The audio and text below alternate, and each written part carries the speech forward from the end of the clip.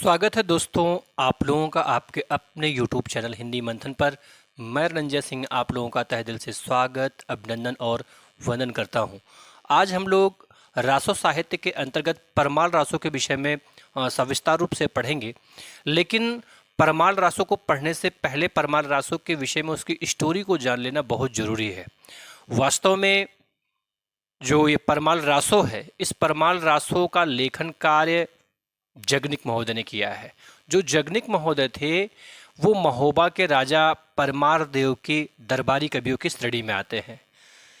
जो जगनिक महोदय हैं उन्होंने महोबा के राजा परमार देव के यहाँ रहने वाले दो वीर सरदार आल्हा और ऊदल की वीर गाथाओं का वर्णन किया है।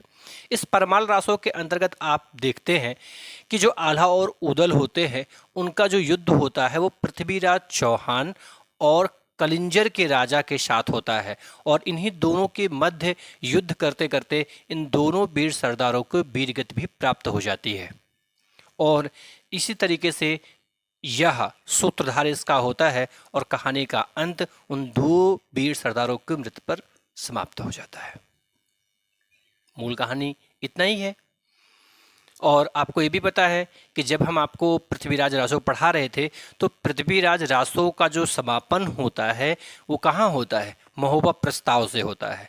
महोबा प्रस्ताव पर पृथ्वीराज रासो समाप्त होता है और महोबा प्रस्ताव से ही परमाल रासो प्रारंभ होता है। पहले जो पृथ्वीराज रासो था उस पृथ्वीराज रासो में ही यह परमाल रासो संग्रहित था, अर्थात दोनों पुस्तकें एक थी। बाद में बाबू श्याम सुंदर दास जी ने नागरी प्रचारणी सभा काशी से पृथ्वीराज रासो से परमाल रासो को अलग किया, जो पहले आलाखंड के नाम से प्रचलित था, अलग किया और उसका एक नया नाम और एक स्वतंत्र पुस्तक का दर्जा दिया। उसका जो नाम उन्होंने रखा परमाल रासो और उसे एक स्वतंत्र पुस्तक का दर्जा दिया। इसलिए इसकी और इसकी दोनों की स्टोरी एक दूसरे से जुड़ते हुए चलती है।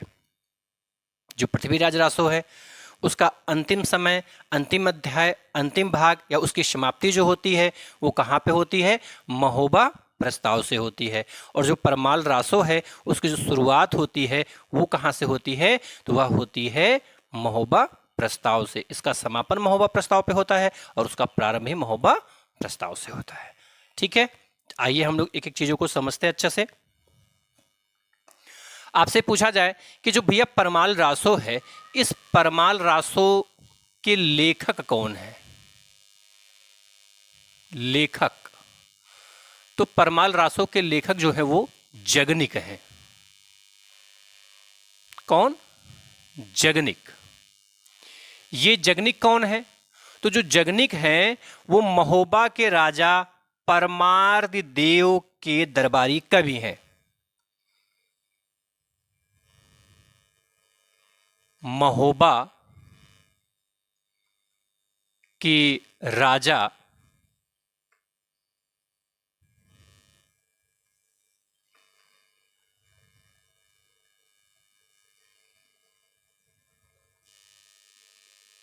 परमार्द देव के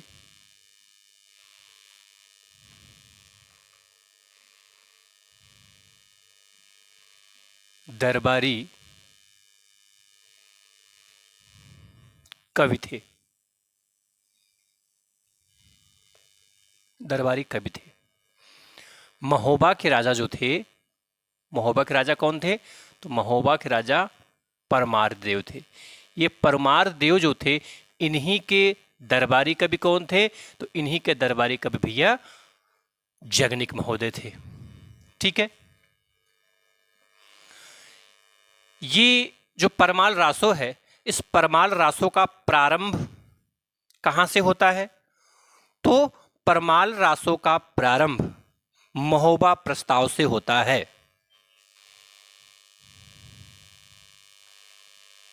परमाल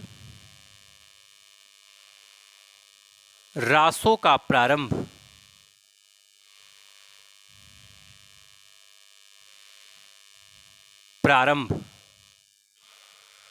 महोबा प्रस्ताव से होता है। महोबा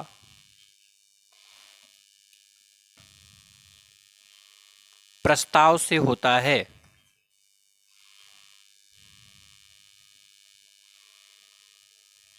से होता है।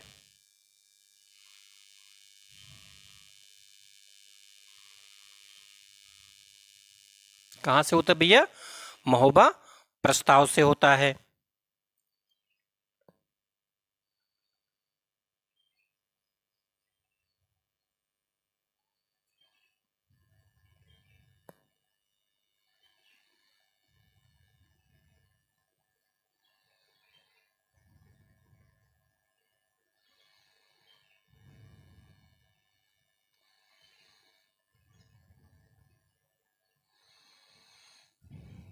कलिंजर के राजा के दरबार में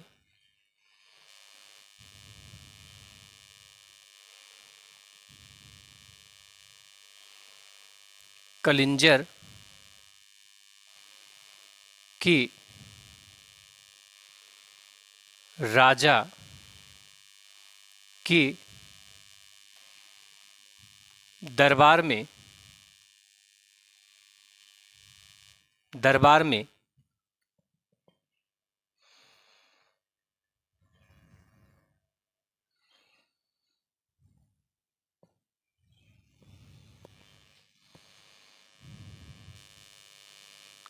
कलिंजर के राजा के दरबार में बनाफरी शाखा के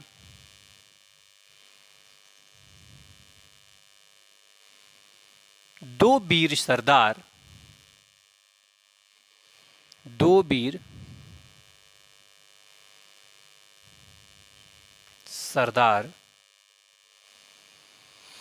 कलिंजर के राजा के दरबार में बनाफरी शाखा के दो वीर सरदार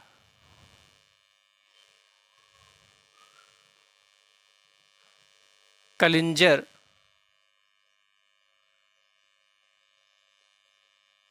की सेना में रहते थे।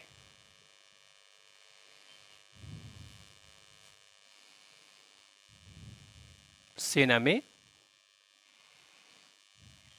रहते थे।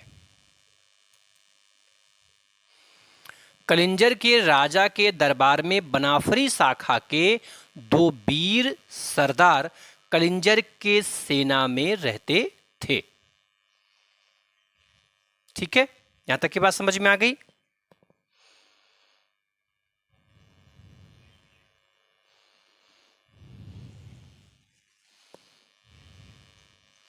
कलिंजर के पृथ्वीराज चौहान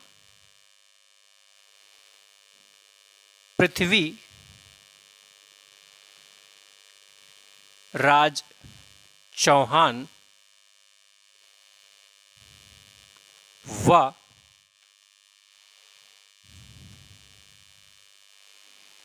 कलिंजर के राजा के मध्य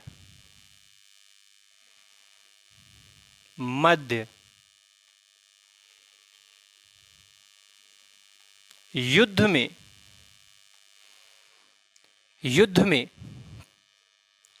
आल्हा और उदल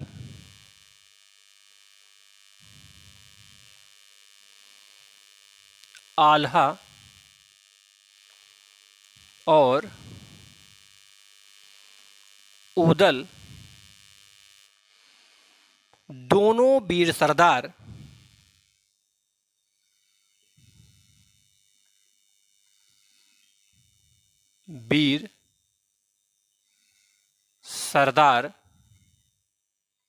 वीर गति को प्राप्त किए थे।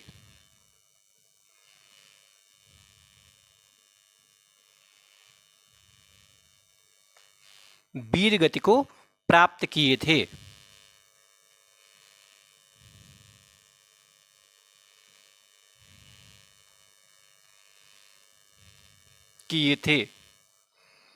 इसी को आधार बनाकर इसी घटना को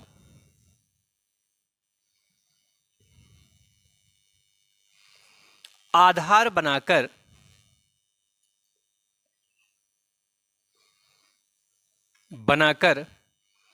परमाल रासो लिखा गया।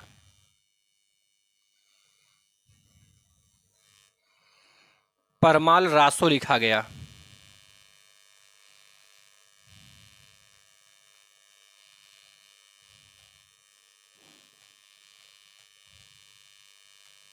परमाल रासो लिखा गया। बात समझ में आ गई? आपसे पूछा जाए कि जो परमाल रासो है, इस परमाल रासो का लेखक कौन है, तो परमाल रासो के लेखक जगनिक हैं। ये जगनिक कौन थे? तो जो जगनिक हैं वो महोबा के राजा जो परमार्द देव हैं, उनकी ये दरबारी कवि हैं। ठीक है। वास्तव में जो परमाल रासो है, परमाल रासो, इस परमाल रासो का प्रारंभ कहां से होता है? तो परमाल रासो का प्रारंभ जो होता भैया, वो महोबा प्रस्ताव से होता है। महोबा प्रस्ताव से होता है। वास्तव में होता क्या? होता ये है, स्थितियां क्या वो समझिए ध्यान से। कलिंजर के राजा के दरबार में, कलिंजर के राजा के दरबार में बनाफरी शाखा के दो वीर सरदार रहते थे। ठीक है, दो वीर सरदार रहते थे। एक बार होता क्या है कि पृथ्वीराज चौहान व कलिंजर के मध्य युद्ध होता है। वह कलिंजर के राजा के मध्य क्या होता भैया? युद्ध होता है। और इसी युद्ध में भाग कौन लेते हैं? वो दोनों वीर सरदार कौन कौन है? आल्हा है और उदल है। ये दोनों लोग उस युद्ध में भाग लेते हैं। ठीक है। और ये दोनों वीर सरदार उस युद्ध भूमि में हाहाकार मचा देते हैं। जिधर भी ये मुड़ते थे वहां की सेनाएं साफ हो जाया करती थी। ये इतने वीर और इतने पराक्रमी थे कि इनसे टक्कर लेने का सामर्थ्य किसी में नहीं था। लेकिन छलबस जब आल्हा की मृत्यु हो जाती है, हालांकि यह पृथ्वीराज चौहान नहीं चाह रहा था, लेकिन पृथ्वीराज चौहान की सेना में उसके जो सैनिक थे उन्होंने एक योजनाबद्ध तरीके से आल्हा को एक रणनीति के अंतर्गत मार दिया। जब आल्हा को मार दिया गया तब ये जो उदल था वो एकदम पागल सा हो जाता, अपने भाई की मृत्यु पर एकदम पागल सा हो जाता है। और फिर वह पृथ्वीराज चौहान से इतना जबरदस्त युद्ध करता है कि उस युद्ध में जो अंतिम क्षण आता है, उस अंतिम क्षण में पता क्या चलता है कि उदल की जो तलवार होती है वो पृथ्वीराज चौहान की गर्दन पर होती है। मतलब वो पृथ्वीराज चौहान को मारने ही वाला होता है कि उसी समय गोरखनाथ आ जाते हैं और गोरखनाथ ये आल्हा को समझाते हैं कि तुम यह क्या अनर्थ करने के लिए जा रहे हो, इसे प्राण दान दे दो। तो ये जो उदल होता है वो इस पृथ्वीराज चौहान को प्राण दान दे देता है। बाद में षड्यंत्र के अंतर्गत इस उदल की भी मृत्यु कर दी जाती है। लेकिन जो आमने सामने आने का कारण ही था वो ये था कि वास्तव में पृथ्वीराज चौहान और कलिंजर के राजा के मध्य में आपस में युद्ध होता है और कलिंजर के राजा के यहाँ ये आल्हा और उदल रहते हैं। इसलिए उस कलिंजर के राजा के साथ में रहते हुए पृथ्वीराज चौहान से युद्ध करते हैं। पृथ्वीराज चौहान की सेना के कुछ लोग छल बस आल्हा की मृत्यु कर देते हैं। आल्हा की मृत्यु के बाद में उदल बड़ा ही क्रोधित हो जाता है और वह उदल सीधा पृथ्वीराज चौहान के सामने आ जाता है। दोनों के मध्य प्रचंड युद्ध होता है और इस युद्ध का परिणाम यह होता है कि उदल की विजय होती है और पृथ्वीराज चौहान की हार होती है। एक ऐसी स्थिति आती है कि उदल पृथ्वीराज चौहान को मारने ही वाला होता है। उसी समय गोरखनाथ वहां पर आ जाते हैं और वो पृथ्वीराज चौहान के प्राणों की रक्षा कर लेते हैं। यही पूरी इसकी स्टोरी है। ठीक है। अब यहां तक की बात यदि आपके समझ में आ चुकी है तो अब हम लोग इसे आगे स्टेप बाय स्टेप बढ़ाते हैं। इतना पहले आप स्क्रीनशॉट ले लीजिए। ले लिया स्क्रीनशॉट आपने?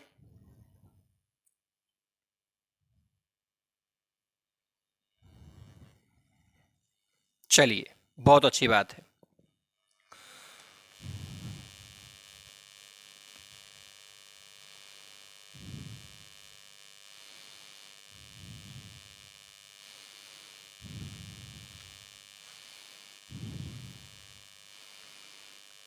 वास्तव में जो परमाल रासो आप देख रहे हैं, परमाल रासो का दूसरा नाम आल्हा खंड है। क्या भैया? आल्हा खंड। और यह परमाल रासो आल्हा खंड के नाम से ही ज्यादा प्रसिद्ध भी हुआ था।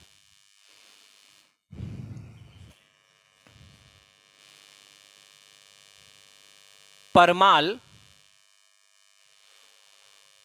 रासो का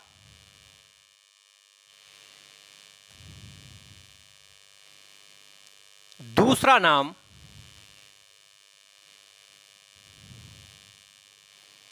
आल्हा खंड है।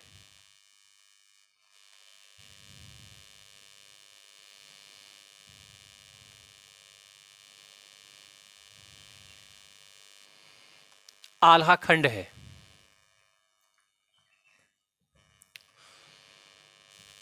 इस आल्हा खंड में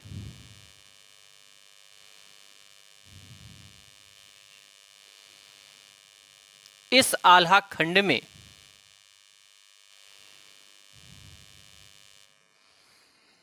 इस आल्हा खंड में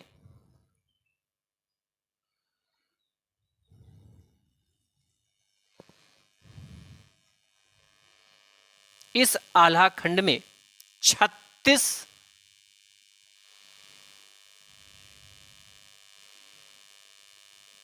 खंडों में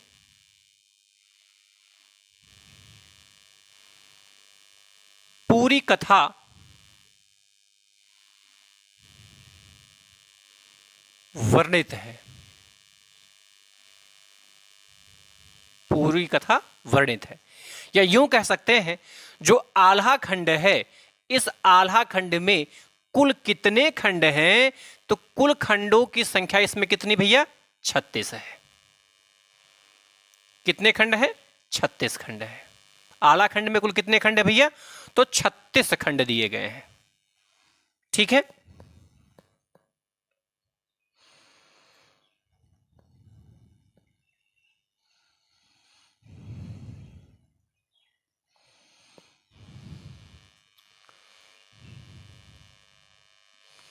परमाल रासों को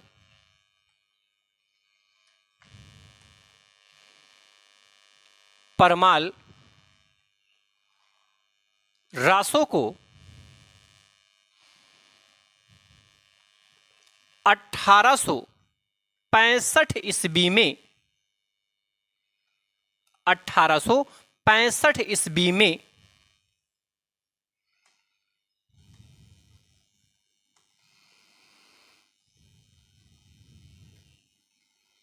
फर्रुखाबाद के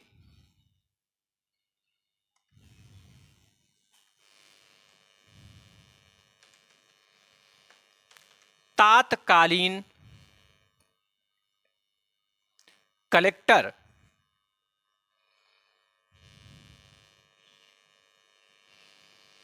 कलेक्टर मिस्टर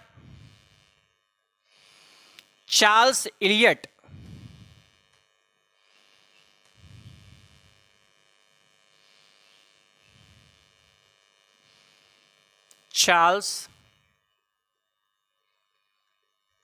इलियट ने आल्हा खंड के नाम से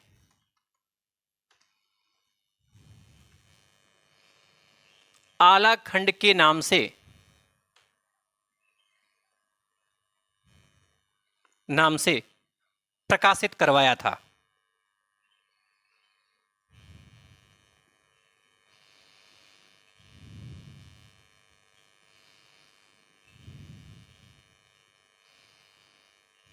प्रकाशित करवाया था। बात समझ में आई? आपसे पूछा जाए कि यह परमाल रासो किसने लिखा? जगनिक ने लिखा। जगनिक किसके दरबारी कवि थे? तो जगनिक परमार देव के दरबारी कवि थे। जो परमाल रासो है उसका प्रारंभ कहां से होता है? महोबा खंड से होता है। जो परमाल रासो है उसका दूसरा नाम क्या है? तो उसका दूसरा नाम भैया आल्हा खंड है। क्या?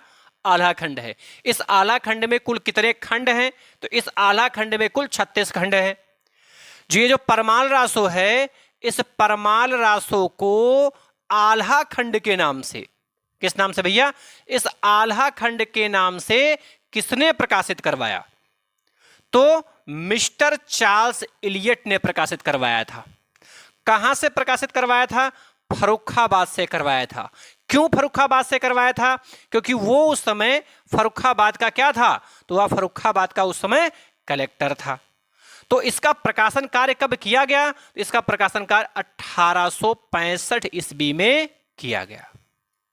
अर्थात परमाल रासो को 1865 ईस्वी में फर्रुखाबाद के तत्कालीन कलेक्टर मिस्टर चार्ल्स इलियट ने आल्हा खंड के नाम से प्रकाशित करवाया था। यहां तक की बात समझ में आ गई? समझ पाए? आपसे पूछा जाए कि परमाल रासो को किसने लिखा? जगनिक ने। जगनिक किसके दरबारी कवि थे? परमार देव के। जो परमाल रासो है उसका प्रारंभ किस समय से होता है? किस प्रस्ताव से होता है? कहां से होता है? तो परमाल रासो का जो प्रारंभ होता है वो महोबा प्रस्ताव से होता है। परमाल रासो का दूसरा नाम क्या है? आल्हा खंड है। आल्हा खंड में कितने खंड हैं? 36 खंड हैं। परमाल रासो को आल्हा खंड के नाम से किसने प्रकाशित करवाया? मिस्टर चार्ल्स इलियट ने। कब करवाया? 1865 ईस्वी में। कहां से? फर्रुखाबाद से। क्यों फर्रुखाबाद से ही प्रकाशित करवाया? क्योंकि वो उस समय फर्रुखाबाद का क्या था? कलेक्टर था। यहां तक की बात समझ में आ गई? यहां तक की बात समझ में आ गई भैया आपके? चलिए आप इसका एक स्क्रीनशॉट लीजिए।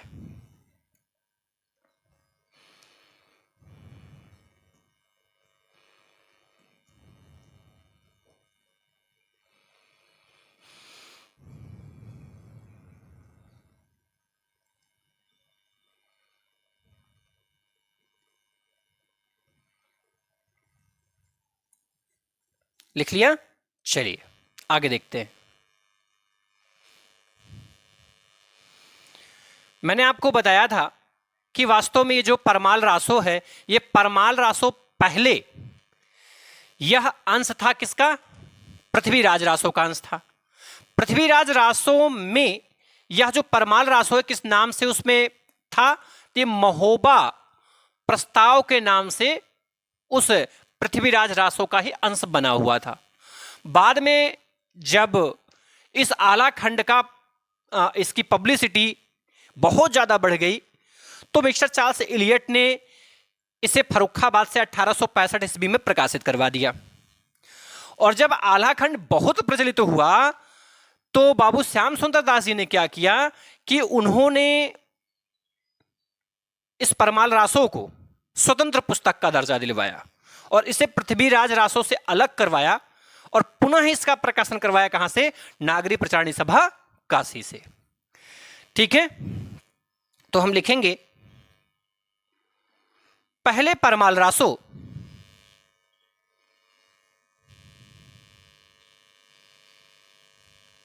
पहले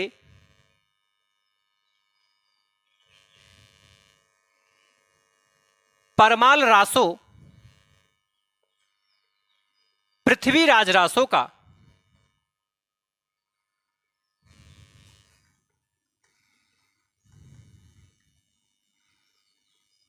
रासो का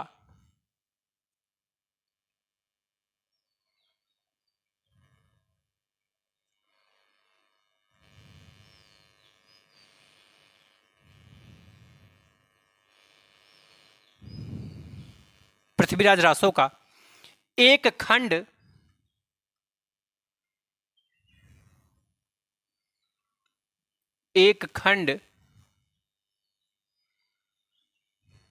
महोबा खंड था।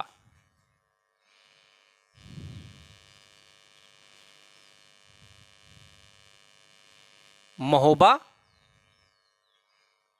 खंड था। बाद में बाबू श्याम सुंदर दास ने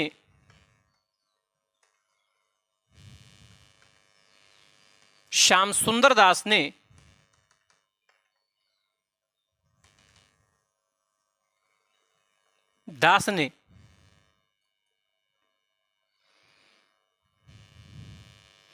बाबू श्याम सुंदर दास ने इसे एक स्वतंत्र पुस्तक,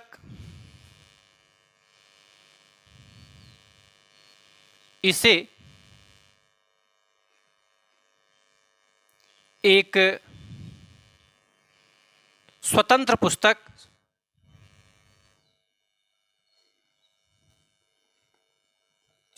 पुस्तक परमाल रासो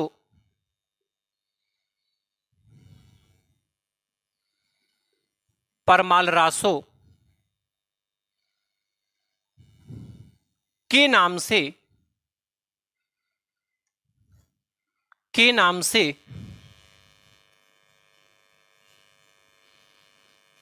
नागरी प्रचारणी सभा काशी से प्रकाशित करवाया।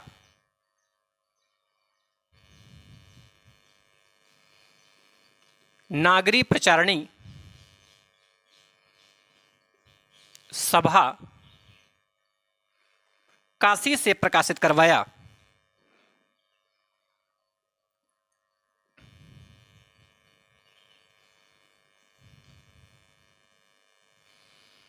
प्रकाशित करवाया।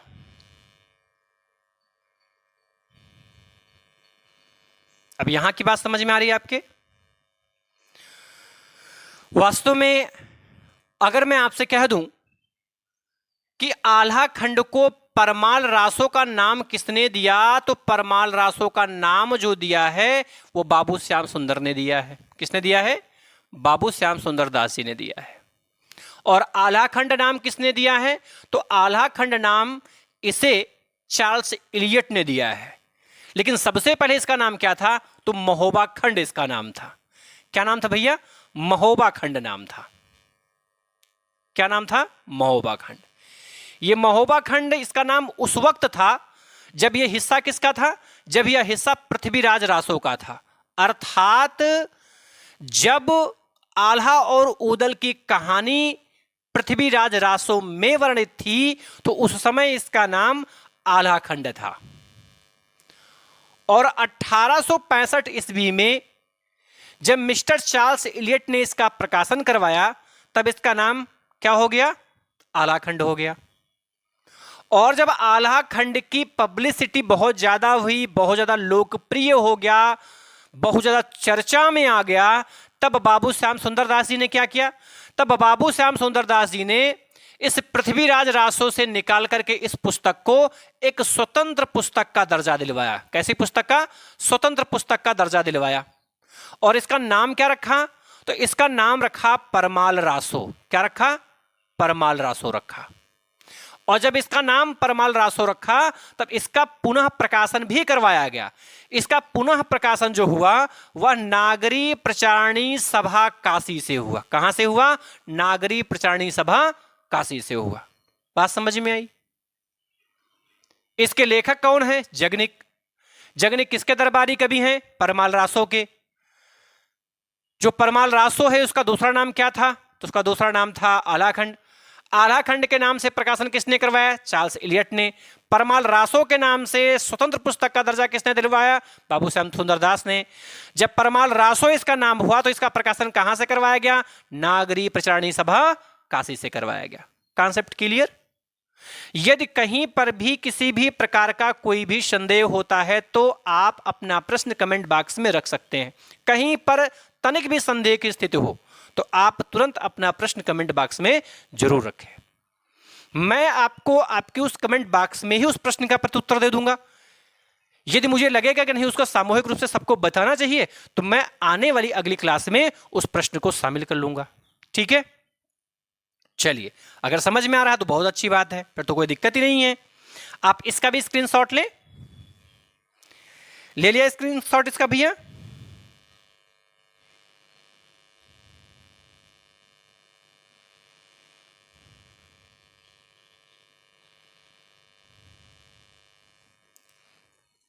चलिए, वास्तव में जो परमाल रासो है यह एक प्रबंध काव्य है। कैसा काव्य भैया?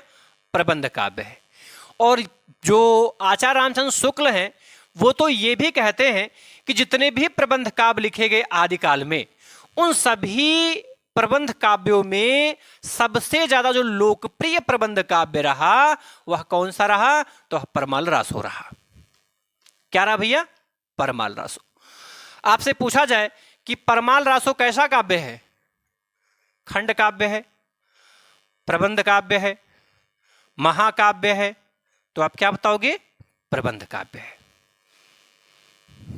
आपसे पूछा जाए कि यह कैसा काव्य है, तब आप काव्य में बताइएगा यह प्रबंध काव्य है। कैसा काव्य भैया?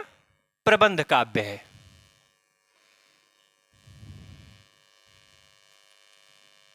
कैसा काव्य भैया? प्रबंध काव्य है। आचार्य रामचंद्र शुक्ल, आचार्य रामचंद्र शुक्ल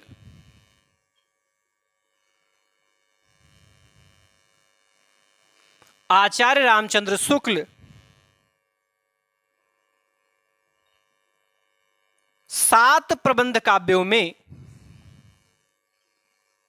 7 प्रबंध काव्यों में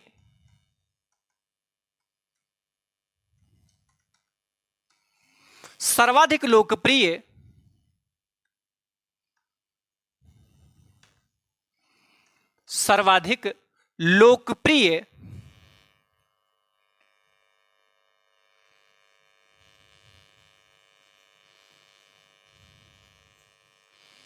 प्रबंध काव्य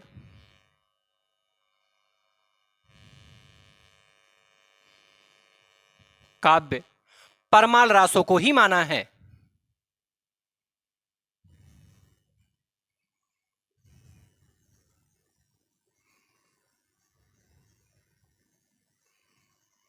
परमाल रासों को ही माना है।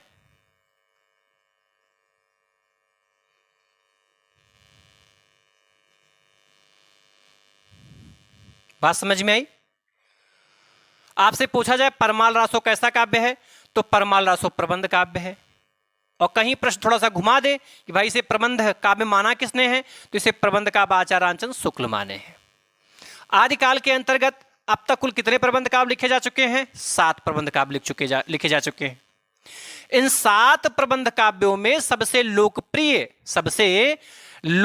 प्रबंध काव्य कौन सा है? तो सर्वाधिक लोकप्रिय जो प्रबंध काव्य है वो प्रबंध काव्य कौन सा है? परमाल रासो है।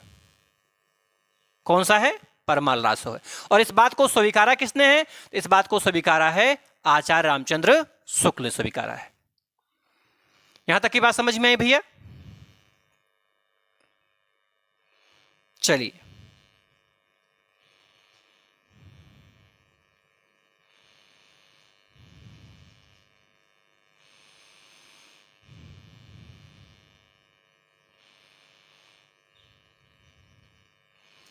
W Waterfield,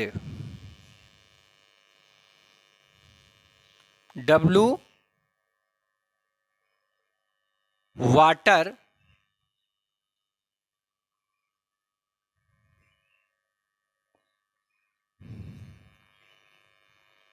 field, W water field, वैसे डब्ल्यू इसको भी ऐसे लिख दिया जाए,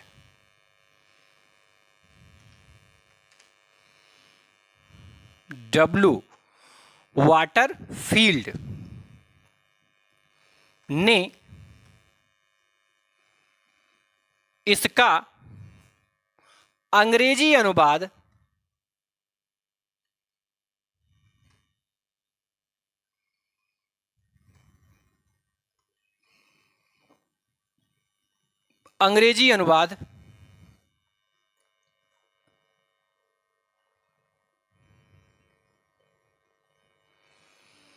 डब्ल्यू वाटरफील्ड के द्वारा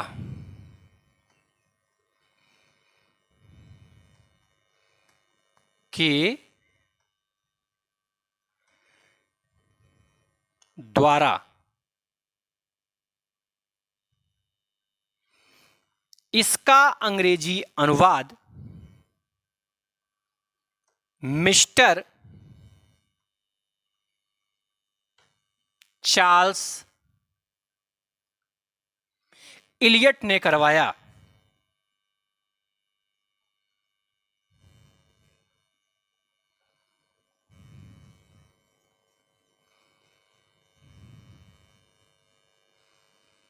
इलियट ने करवाया। ध्यान से समझिएगा, वास्तव में जब 1865 ईस्वी में परमाल रासों को आला खंड के नाम से चार्ल्स इलियट ने पब्लिश करवाया, प्रकाशित करवाया, छपवाया, तो वो बहुत प्रसिद्ध हुआ, बहुत ज़्यादा लोकप्रिय हो गया। जब उसकी लोकप्रियता बहुत ज़्यादा बढ़ गई तो इसको देख करके जो मिस्टर चार्ल्स इलियट महोदय थे, वो मिस्टर चार्ल्स इलियट महोदय ने किया क्या, उन्होंने डब्ल्यू वाटरफील्ड नाम का एक व्यक्ति था, इसके द्वारा ही उन्होंने इसका अंग्रेजी में अनुवाद करवाया। किस भाषा में? अंग्रेजी भाषा में अनुवाद करवाया। आपसे पूछा जाए कि अंग्रेजी भाषा में अनुवाद किसने करवाया, तो मिस्टर चार्ल्स इलियट ने करवाया।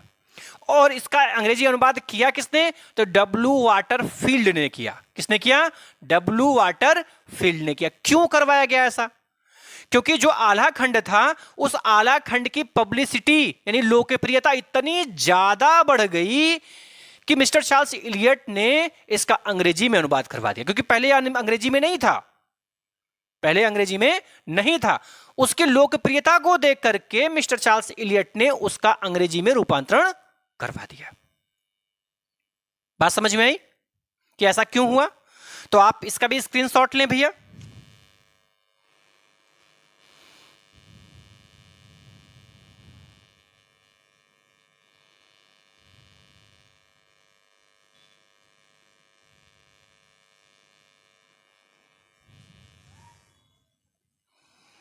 एक लास्ट का पॉइंट हम लोग यहीं पे लिखेंगे। एक लास्ट का पॉइंट ये भैया कि वास्तव में आचार्य रामचंद्र शुक्ल के अनुसार अगर हम परमाल रासों की समय सीमा को समझना चाहें तो आचार्य रामचंद्र शुक्ल ने इसकी समय सीमा 1230 विक्रमी संवत बताया है। लिखेंगे आचार्य रामचंद्र शुक्ल के अनुसार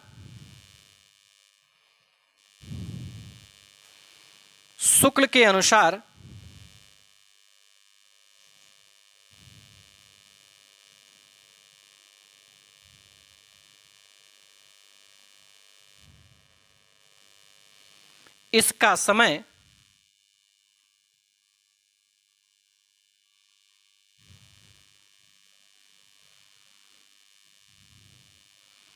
1230 विक्रमी संवत है।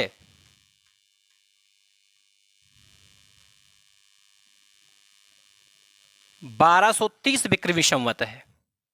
आ गया समझ में भैया? समझ पाए आप इस बात को? चलिए, बहुत अच्छी बात है।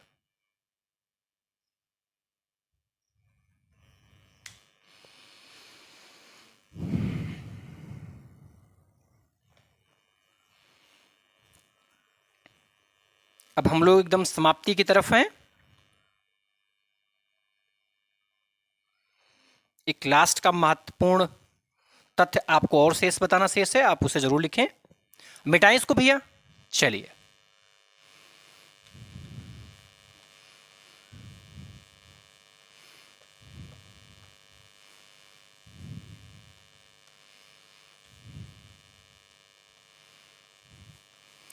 वास्तव में जो आचार्य रामचंद्र शुक्ल हैं, वो आचार्य रामचंद्र शुक्ल आदिकाल को वीरगाथा काल कहते हैं। क्या कहते हैं? आदिकाल को वीरगाथा काल कहते हैं।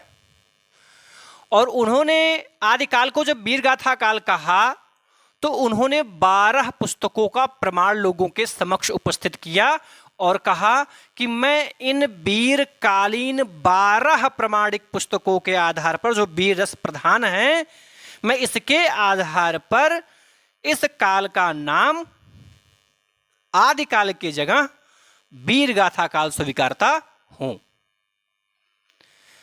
तो वे 12 पुस्तकें कौन सी हैं जो प्रमाण के रूप में आई? उन 12 पुस्तकों को लिखना जरूरी है।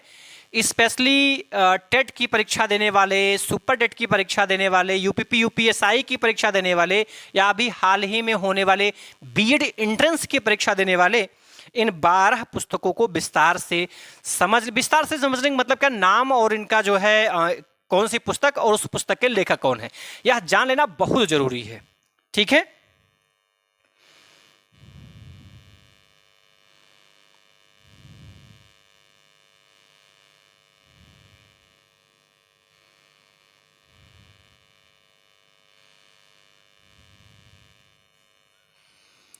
नोट करके लिखेंगे हम इस तथ्य को।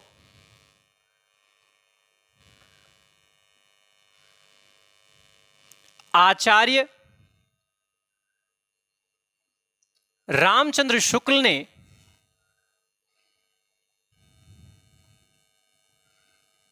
शुक्ल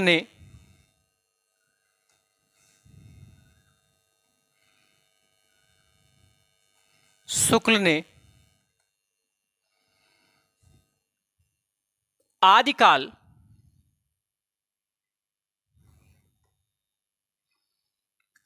आदिकाल को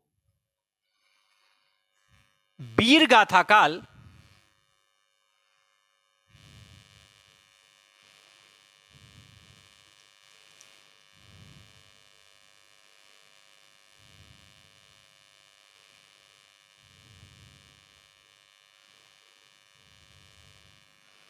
वीर गाथा काल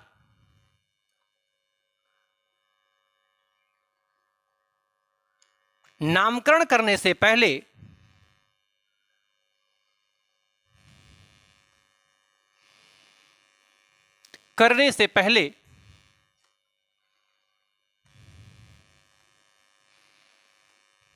कहने से पहले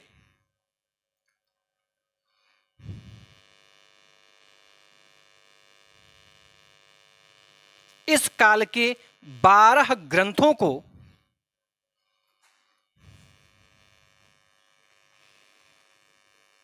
इस काल के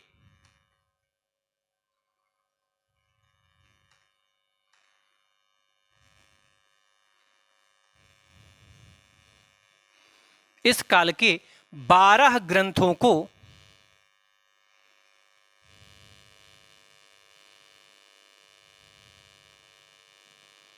साक्ष्य के रूप में प्रस्तुत किया।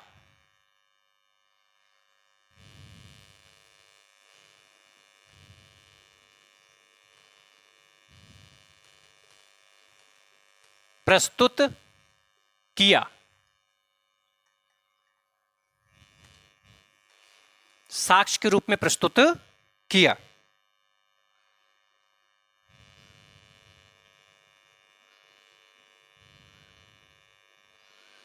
जिसमें पहला है विजयपाल रासो,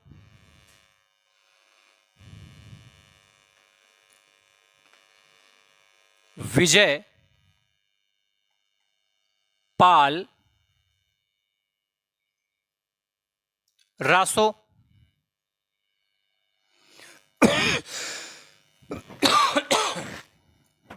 विजयपाल रासो, यह रचना है नल सिंह की।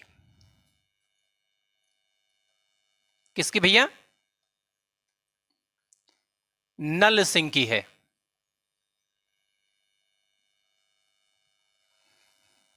अगला है हम्मीर रासो,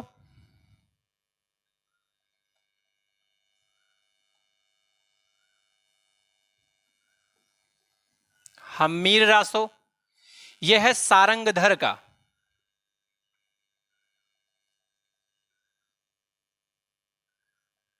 सारंगधर का।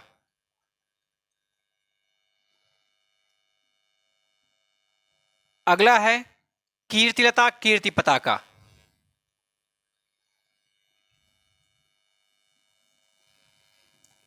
कीर्तिलता कीर्ति पताका।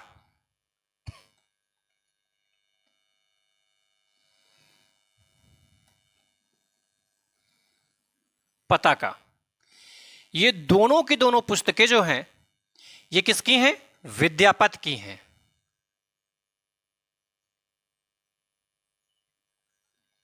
किसकी भैया? विद्यापत जी की है।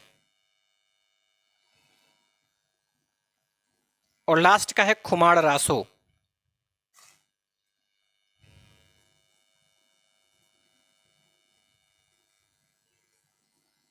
खुमाड़ रासो, ये जो खुमाड़ रासो है ये दलपत विजय की रचना है।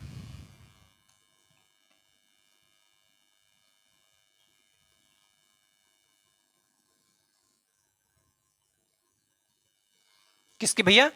दलपत विजय की रचना है।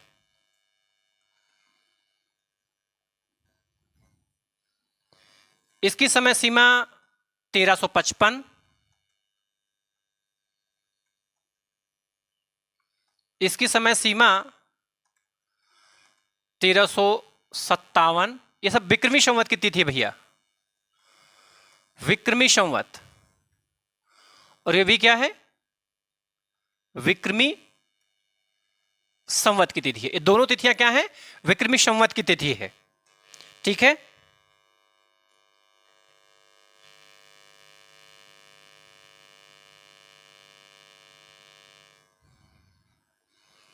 और ये दोनों जो दी गई हैं, ये जो कीर्ति लता दी गई है और ये जो कीर्ति पताका दी गई है, इन दोनों की एक ही तिथि है, एक ही तिथि है।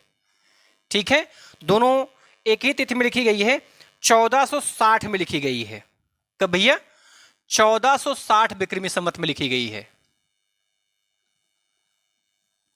विक्रमी संवत में लिखी गई है। और यह जो देख रहे हैं, यह 1180 में लिखी गई है।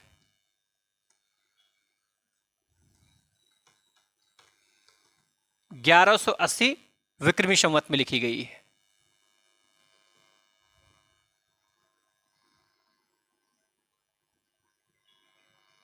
वैसे इस रचना को तो सबसे ऊपर होना चाहिए था।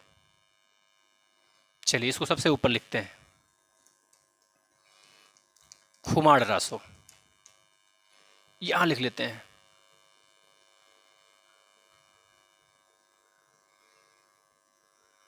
खुमाड़ रासो, रचना दलपत विजय।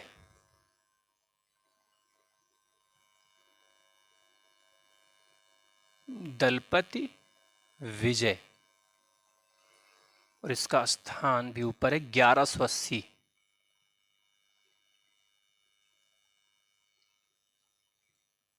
विक्रमी संवत। अब ये जो है तिथिवार हो गई, अब दिक्कत आपको नहीं आएगी। ठीक, इसको यहां से हटा देते हैं। अब एक क्रमागत हो गई रचना। ठीक भैया, ये पहली रचना हो गई, ये दूसरी रचना, तीसरी, चौथी, ये पांचवी हो गई। उसके बाद में है विशल देव रासो। इतना आप लिख लीजिए और से इसको अलग कर देते हैं। लिख लिया? खुमाड़ रासो, दलपत विजय, 1180 विक्रमी संवत, विजयपाल रासो, नल सिंह 1355 विक्रमी संवत, हमीर रासो, सारंगधर 1357 विक्रमी संवत, कीर्तलता और कीर्तपता का विद्यापति 1460 विक्रमी संवत में लिखा गया है।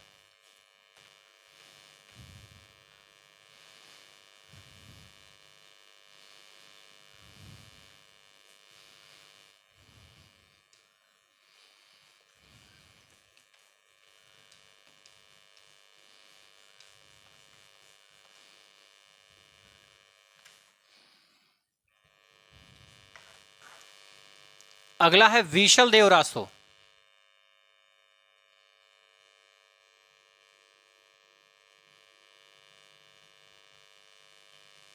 और ये रचना है नरपत नाल की।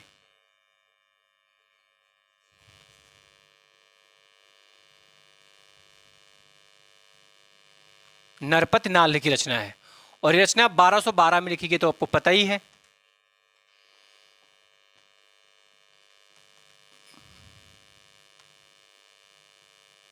बारह सौ बारह विक्रमी संवत में लिखा गया।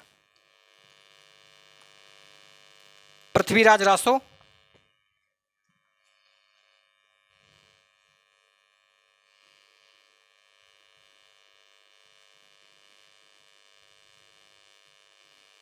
पृथ्वीराज रासो ये चंद बरदाई ने लिखा।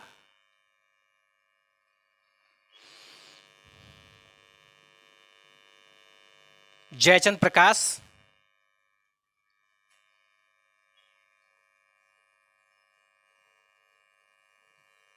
जयचंद प्रकाश, भट्ट केदार,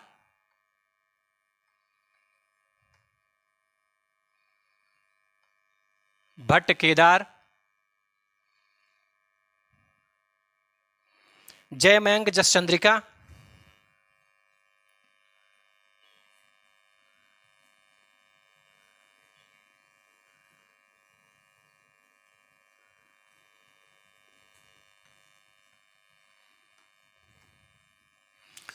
कहीं कहीं पर दिया गया है जय मयंक जय चंद्रिका, कहीं कहीं पर दिया गया जय मयंक जस चंद्रिका। ये मधुकर कब की रचना है भैया? ये मधुकर कवि की रचना है। किसकी? मधुकर कवि की रचना है। परमाल रासो,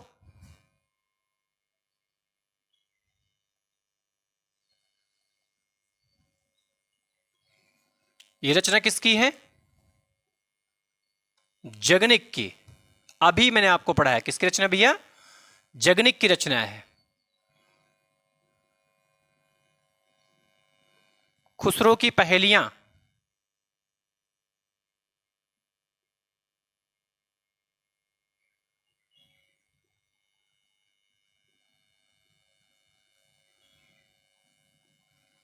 नाम से यह स्पष्ट है किसकी हो सकती है? ये अमीर खुसरो की है।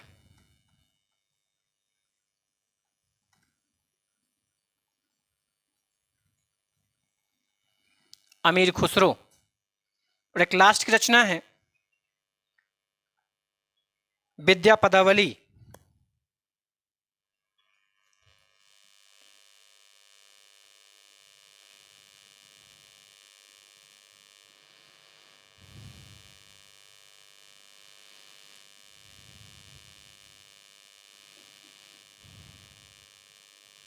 विद्या पदावली रचना है विद्यापत की।